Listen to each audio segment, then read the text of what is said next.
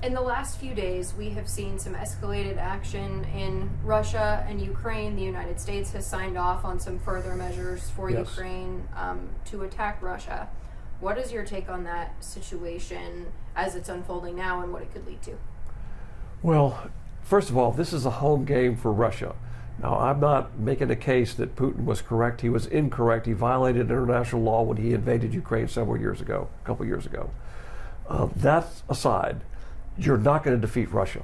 Unless you're willing to start World War III, you're not going to defeat Russia in a home game. Here's Russia, here's Ukraine. It's right on the border.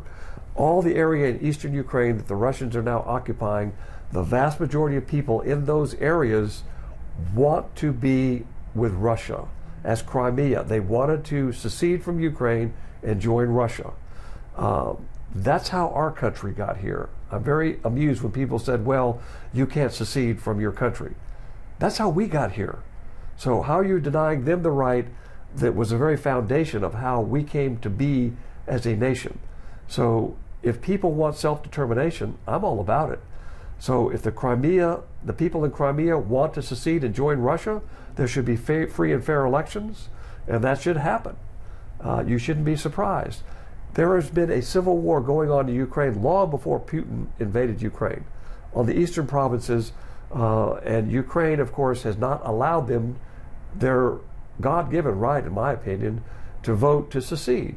And they have been engaging for years in violence against those people.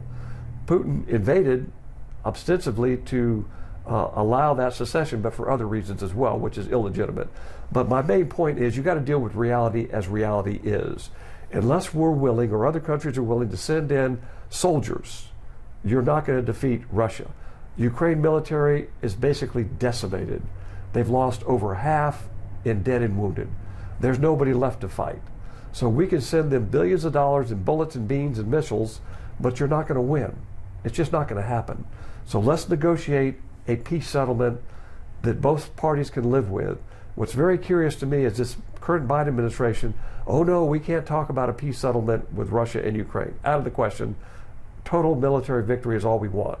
But on the other side of the world with Hamas, a Nazi-like organization that slaughtered over 1,000 innocent Jewish people on October the 7th, oh, we got to negotiate a peace. We can't have total military victory for the Israelis.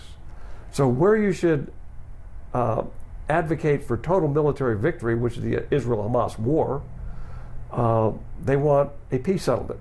Where you should have a peace settlement in Ukraine-Russia, they don't want a peace settlement. It's exactly the opposite. Wars, when fought, should be fought very quickly so that they're ended very quickly. Urban warfare with the Israeli-Hamas conflict is very bloody. That's just the nature of the beast. You're fighting in urban warfare. You're going to have heavy civilian casualties, particularly when Hamas hides its militants inside of mosques, inside of schools, inside of hospitals. These are known facts. So that war should be concluded very quickly, give the Israelis the assets they need to finish it off and establish peace. You can't negotiate with Hamas. There's no negotiating with an organization. Their negotiating position is, we want to kill all of you.